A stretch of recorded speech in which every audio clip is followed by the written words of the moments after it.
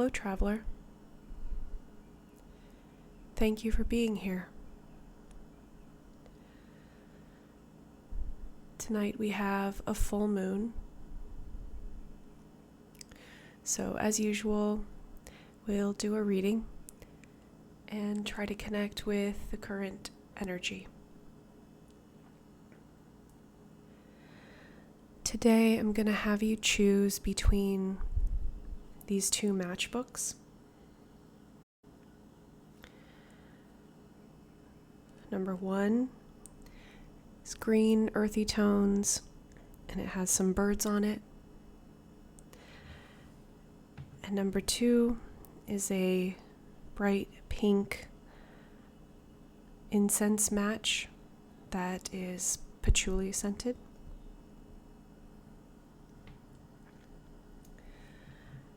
And I'd like you to take a couple deep breaths and let your intuition guide you to which pile is more connected, more resonant with you right now. But of course, you can watch both piles as always.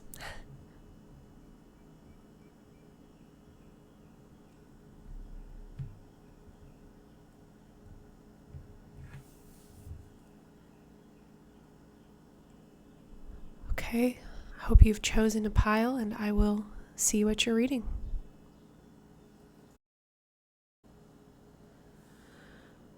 Okay, pile 1. If you chose the green matchbook with the birds on it, then this reading is for you.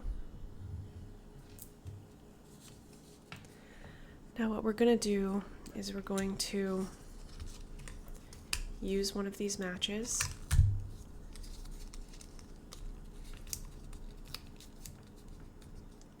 to light our candle. And what I'd like for you to do is think about your intention for this reading, what you'd like to get out of it, what you're hoping for clarity on. And I'd like you to send that intention into the match.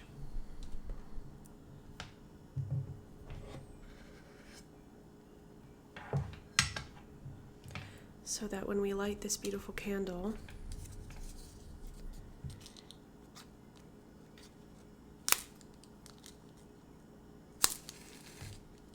you're communicating your intention clearly to the divine, to the universe.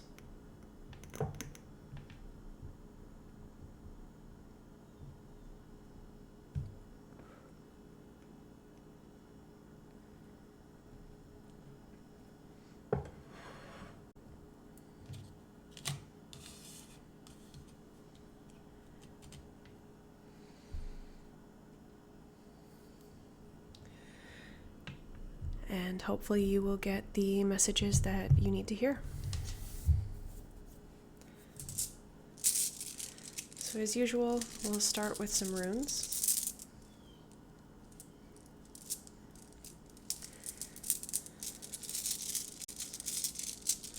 To see where we're at and what we're going to be talking about in this reading.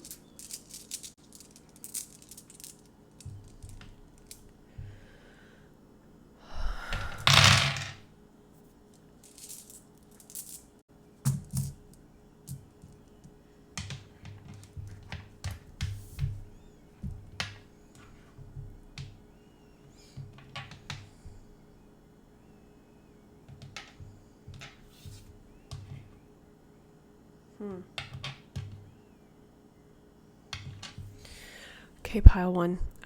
I can see that you're feeling very lost right now. Maybe there's a lot of confusion. Feels like you're looking for answers. You're looking for, maybe the message I'm getting is maybe looking for the positive in a really difficult situation and kind of struggling to find it. I feel like you want to be looking at the positive. You want to be happy. You want to see sort of the benefit or the silver lining. You're looking for that silver lining, but you're really struggling to find it. That's the message I'm getting from the rune reading. So if this resonates for you, stick around. We'll pull some cards and see if we can't get some clarity about this.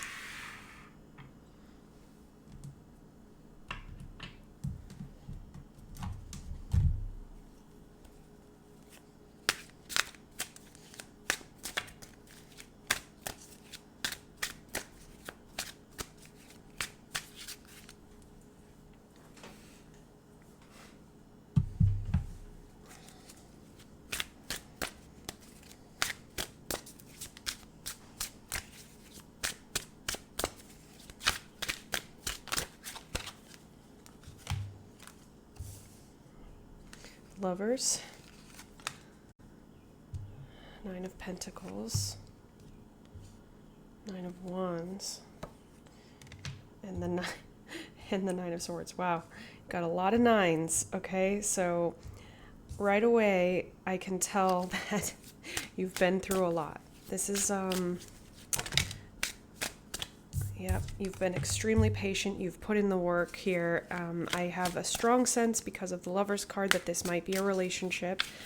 Could be romantic or otherwise, but a close personal relationship. Yeah. Oh, wow. Okay, pile 1. I can see how hard you're trying to keep this together. You have overlooked a lot, or not overlooked, but it's almost like you've accepted a lot. You've maybe pushed your boundaries a little bit out of where you wanted them to be because you wanted to be loving and patient and accepting. Maybe you're dealing with a partnership where there has been a lot of turmoil. I feel like it's kind of coming from outside, like outside the relationship, like maybe the other person is bringing something into the relationship that is not, it's not a co-creation between you. It's baggage that they come with. So this could be an illness, an addiction, a habit, a debt, a trauma that causes some behavior that's difficult to handle, maybe a past relationship that's kind of still haunting them, maybe another, an ex with kids, a past family, and there's just drama around it and difficulty around it. Maybe it's their own past, their family, maybe there's issues with their side of the family, but there's, it feels like you are holding on to this. You feel like that feeling that you've invested so much that you can't walk away. So you're trying to kind of you're trying to hold on, and you're trying to just weather the tide. It's like you're trying to make it through a storm. And you must have faith or a belief that after, it must feel like there's an end in sight, or you can see a world in which things are no longer like this. So either you have reason to believe that things will change, maybe there's a time limit on something, or you're just very hopeful that there's a different path that this person might end up on. Maybe they've been saying to you that they will make a change, but you don't really see that happening, and you're starting to feel yourself being depleted and drained, and you're just kind of, I don't want to say you're in denial, but you kind of haven't yet accepted or made the decision that you need to walk away. Okay, so maybe the message I'm hearing is maybe what you're waiting for is acceptance from them. You're waiting for them to admit something. You're waiting for them to come clean, or to admit they need help, you're waiting for them to have mental clarity about something. And it's one of those things where, you've tried and tried and tried and you can't get through to them, or you realize that you can't change somebody else. You can't force a change into someone else. It needs to come from them. They need to feel that. And it's really, really difficult to have your own happiness be dependent on someone else's choices, because we have no control over their choices. So I think, yeah, gosh, I can see that you kind of feel like there's no right answer. There's no easy way. You're going to feel pain either way. You're either going to feel a pain of sticking around and dealing with this for, an unforeseen amount of time because you're not guaranteed any different outcome, or you are going to feel the pain of walking away. But, I would never tell you the right choice, but the only way you're going to know what's best for you is,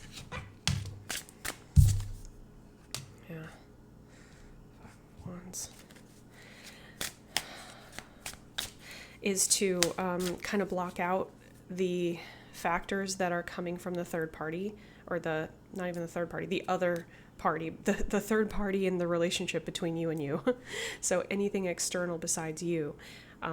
If you're able to tune out those factors and look at where your happiness lies and not have it be dependent on what anyone else chooses to do, then that's the only way to get your answer of what you should do, whether you should stay or walk away. If you're able to find your own peace and your own happiness, while no matter what the circumstances are, no matter what components are around you, then your happiness is unconditional. You're going to feel different emotions. It's not about never feeling those emotions, but your well-being, your core foundational contentment and ability to generate good feelings has to come from you. And your time and your energy is best invested in working towards that. You can't work towards someone else changing. It's not possible. You might get lucky and you might say something that gets through to them. More likely, everything you say to them is snow on the branches. They're hearing it, but it's not necessarily, they're not always able to process it in the moment that they're hearing it. So whenever they do get to that point in their lives of being able to have that clarity, then the things you've said will suddenly resonate. They'll suddenly make sense. We've all had that experience where we remember something someone said that we didn't really get at the time. We might have thought we got it, but we didn't really get it. And then when something shifts in you, in your life, something happens, suddenly you go, oh, that's what they meant. So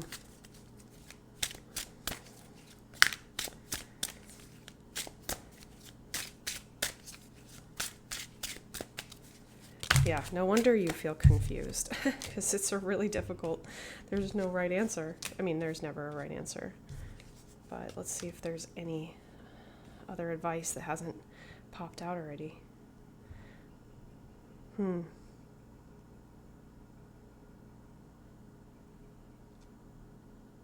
Yeah, you do have to lay down your burden in order to feel that happiness.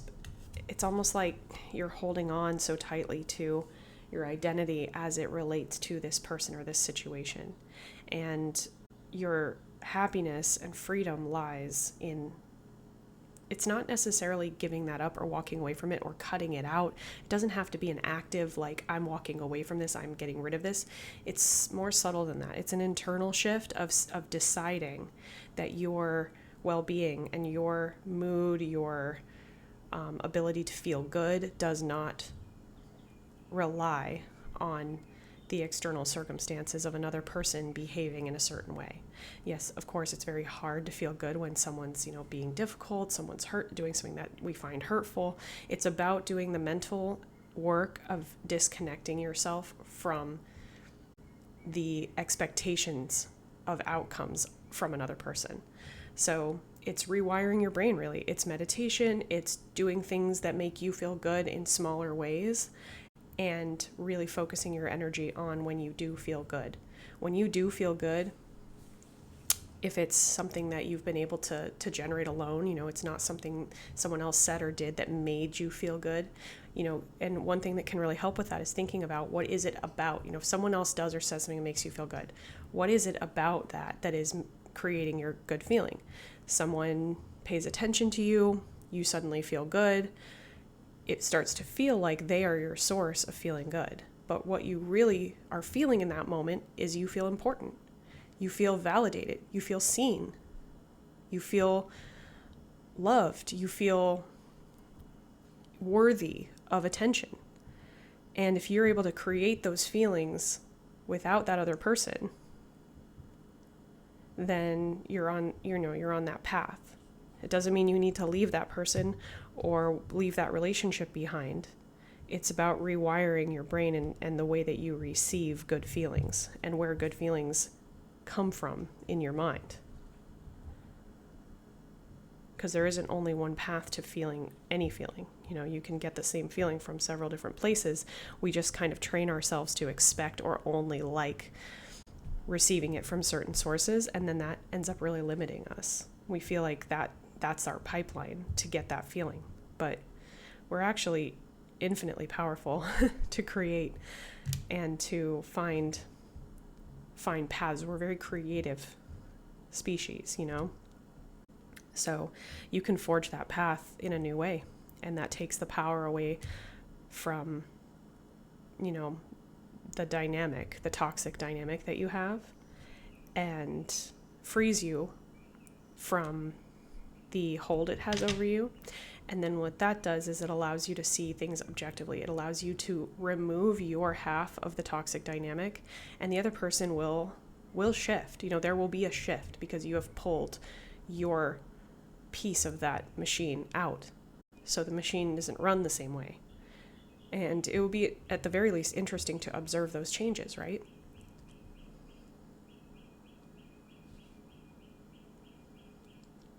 Well, pile one, you have a lot going on. I can see, how confusing and frustrating this is. And you have all my love and my best wishes for being able to kind of rethread this a little bit and shake this up and change the way things fall a little bit. And I do hope, I hope it goes as smoothly as possible and that you feel really empowered at the end of it. And of course, I'd love to hear how you're doing. Please feel free to connect in the comments. And thank you so much for watching, Pile 1. I'll see you at the next moon cycle. Bye-bye.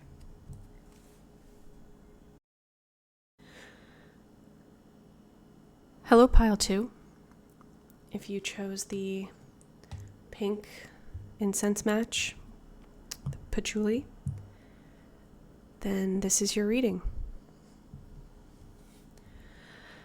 Now, what I'd like you to do is concentrate on your intention for this reading and try to send that intention into the match. We're going to use this match to light our candle.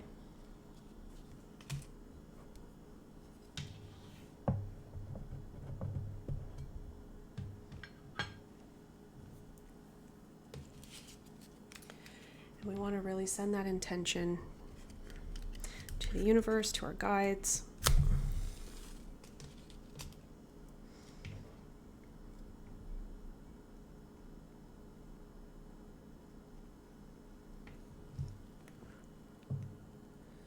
These matches are my favorite because they have a fragrant incense smoke that comes off of them when you burn them, as you might have guessed from the name. I'm sure many of you have used them before too. It's a nice touch.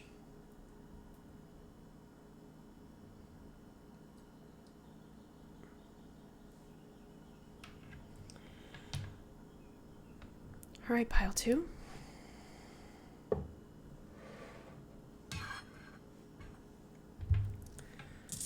Of course, as always, we'll start with some runes.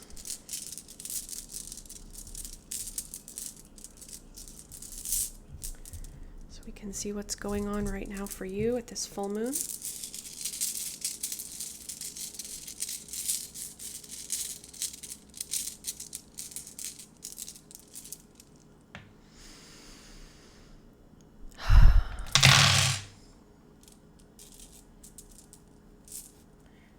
Okay.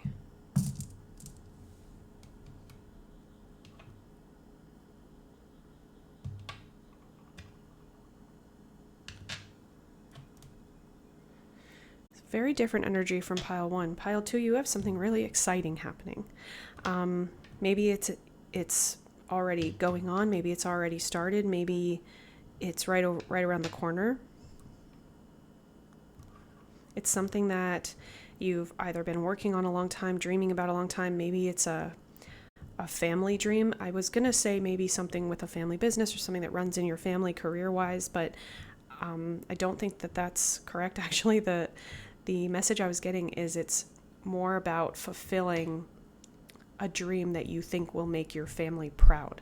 So it's almost like being the first person in your family to do something, the first person in your family to achieve something, something that you know your ancestors would be proud of. Maybe something historically was really difficult in your family, or something that your parents tried or your ancestors tried to do and couldn't quite get there for whatever reason. You know, this may or may not be job related. It could be something like having a site designated as a historical site and therefore protected. It doesn't have to be necessarily a job or school or anything like that, but it could be the, something like being the first person in your family to go to college or graduate or become, pass the bar, become a lawyer, become a doctor, something like that. Or maybe there's another message I'm getting is that there might be a thread of something through that weaves its way through your family history. For instance, a talent, an art form. Could be something like being musically talented, being a painter, practicing witchcraft, anything that kind of you maybe found a thread that it ran in your family, or one of your ancestors did it before. Maybe you recently found out that your mom or your grandma or someone in your family had a connection to this or a tradition of this, and you either feel validated and like you have this newfound depth to what you're already doing, or you are thinking about pursuing it or getting into it. Maybe it's confirmed. It feels like it was a really exciting confirmation for you that what you're doing or what you want to do or something that you feel drawn to is in your blood. That's the message I'm getting. So if any of that resonates for you, stick around. We'll pull some cards.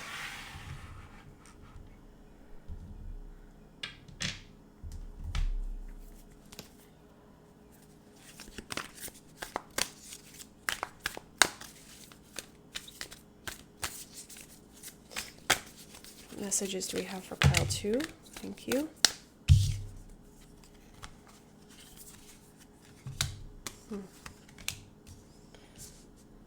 Okay. So this is all happening really fast. This is all kind of happening really quickly. It feels like maybe a little overwhelming.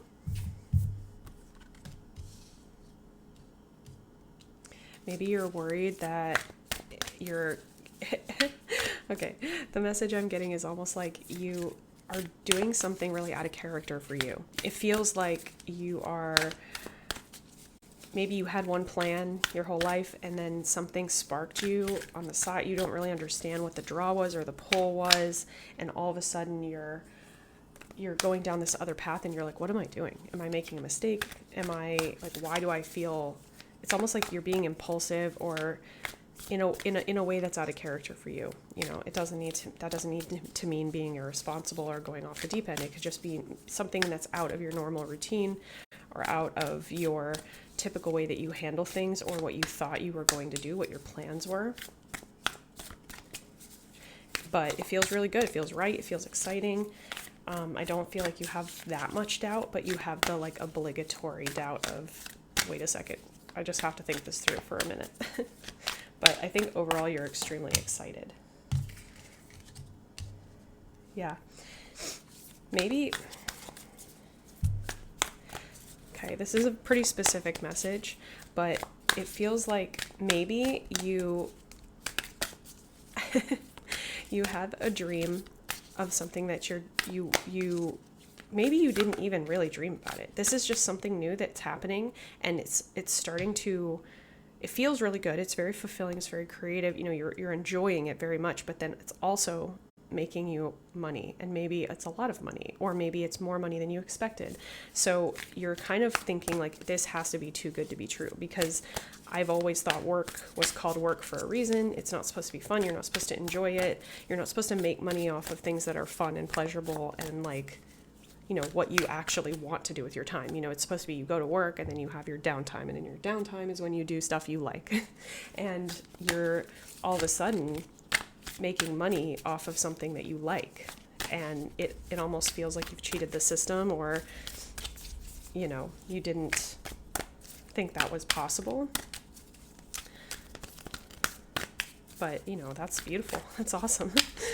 So I think what you might be feeling a little bit is like, is the other shoe going to drop? That too good to be true feeling. But it's important for you to recognize that that is not how the universe works. If you believe in an attraction-based universe, if you... Ooh. I had a card fall out that I've never seen before in that deck. It's like an information card, and I didn't even know it was in there, so it's interesting. But it does say across the bottom, we see your magic, which is interesting because it's just talking about attraction and how the universe works, and, you know, it might be a little message for you. I'm not sure. But Three of Wands. Make sure I've got my cards going the right way here. Yeah.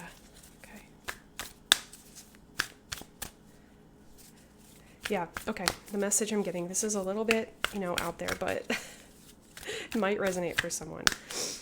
You are looking around going, how did I do this? I don't deserve this. I don't think I earned it. I'm afraid to take it because it might be a trick, a trap. I might have to pay for it later, something like that. The message is you already earned it. You earned it in a past life. Your karma has delivered this to you for a reason. There's no strings attached. This isn't a trick by the devil. You know, it's nothing like that. This is your dream come true, and you have earned it already. You've already paid for it. You're just picking it up now. This is like something you bought online and it just arrived. So don't be suspicious of it, and don't slow it down or enjoy it less because it seems too good to be true. Because if you lean into it and you enjoy it and you just allow yourself to feel exponential joy, then more things like that just keep coming to you. And you'll also find that you put out good karma, because when you're feeling that good, you know, you tend to treat others better. You tend to put that back out into the universe. So, you know, definitely be conscious about giving back and paying it forward and all of that, because there's just no downside to that. But don't sell yourself short that you don't deserve what you have, because you do. It's very clear. It's very clear. You already paid. Can I have some more information or advice, please, for pile 2? Thank you. Yeah. Yeah. So you had a fight in the past, a slow and steady sort of build of your wealth or your financial security, and it always felt like you had to kind of claw for it. And it's understandable why this would feel too easy. But for some reason, maybe you had I think something might have recently happened that shifted your perspective, and you didn't realize that it was happening. It wasn't necessarily intentional, or maybe it was intentional. Maybe you recently decided, you know what, I'm going to get on top of my spiritual health. I'm going to start, you know, shifting my mindset. You know, maybe it was intentional, but maybe it wasn't. Maybe something happened and you came out of it a little different. You came out of it with a different perspective, because previously you were looking at your spilled cups and you might have missed the offers or the gifts that the universe was handing you, because you were kind of seeing lack. You were seeing what you didn't have. And it felt like everything was a battle. Like you were surviving, you were doing well, you were building something and it was growing, but it was extremely slow. And it felt like this is just the pace that things happen at. That's how it felt to you. You didn't feel like anything was wrong or you were being blocked or anything. You just thought this is how long it takes. And then something happened to shift your perspective. Maybe it forced you to zoom out a little bit. Maybe it reminded you how small we are, or how insignificant the things we worry about day to day are in the grand scheme of existence.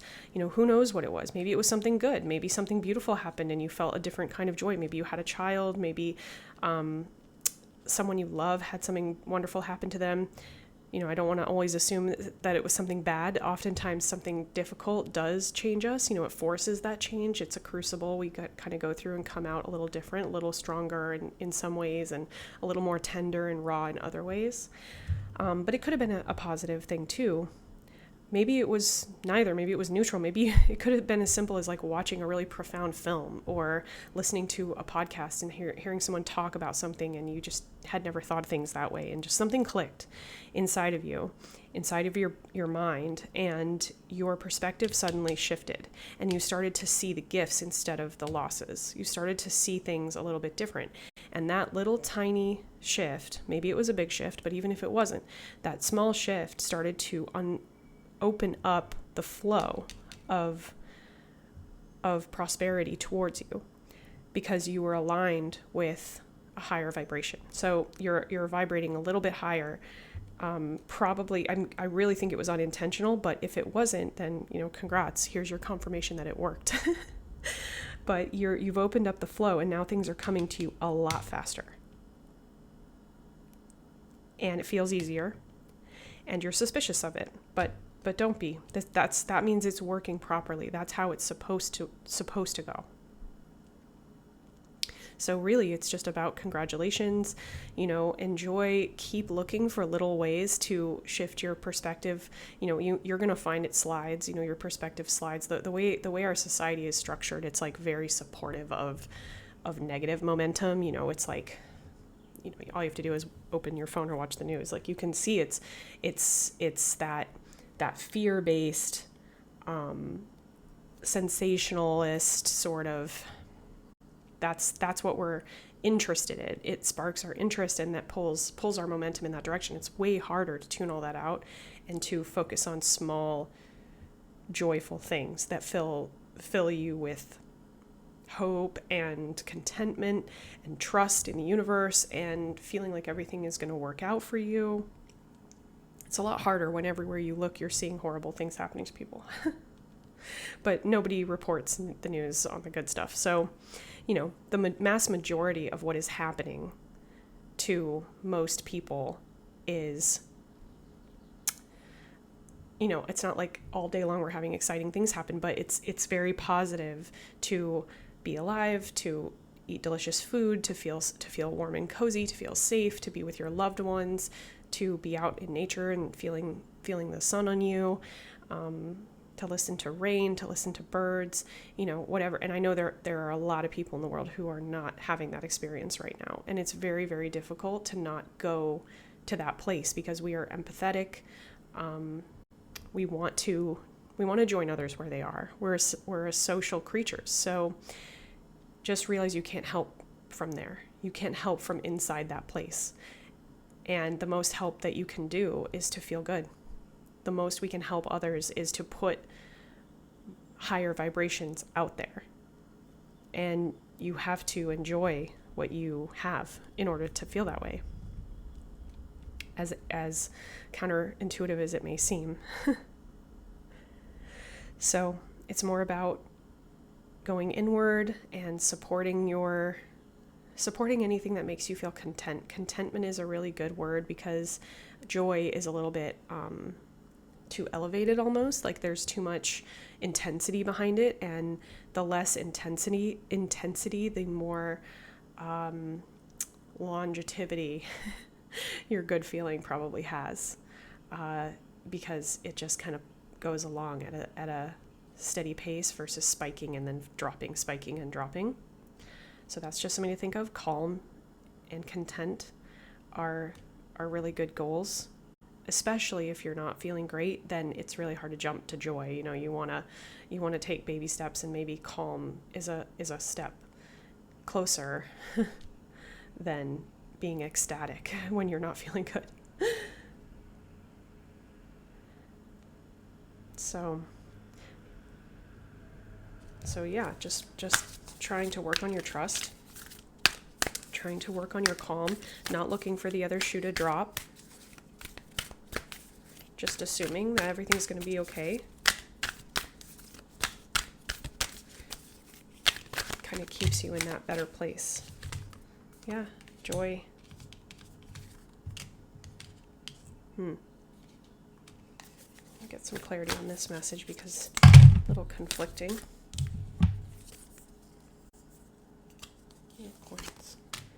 Okay. Yeah. So just a confirmation about walking that middle path, not needing things to be overwhelmingly joyful and not getting stuck when things are not necessarily perfect, but just enjoying, just being, just be. Enjoy the harvest of the seeds you've already planted. There's a bigger plan at play than just what you are in the middle of right now. So let each phase of your life be kind of in its place in the grand scheme. It's a step along the way. It's not the whole story. It's just a chapter. So just look for the middle path in everything, the contentment, the calm. It kind of ties in with Pile 1's lesson 2 about loving detachment. Cultivating a loving detachment from expectations and outcomes, which means not expecting everything to go perfectly, but also it means don't expect things to fall apart, because you're just putting all this unnecessary intensity out there when you should really just be enjoying. You should be savoring. That's the word I keep getting, savoring what comes to you as much as you can.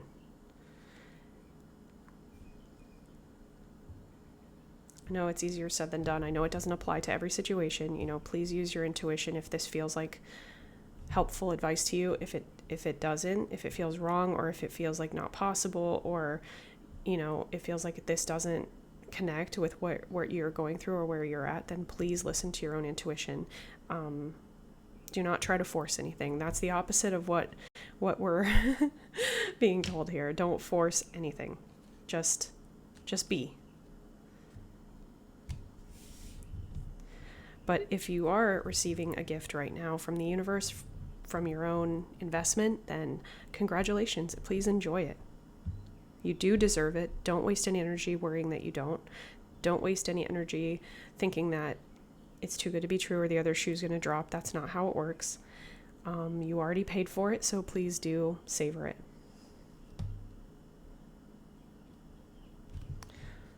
Okay, Pile 2, I hope this was in some way helpful or interesting at the very least. And I wish you a wonderful moon cycle, and I will see you in my next reading. Thanks, Pile 2. Bye-bye.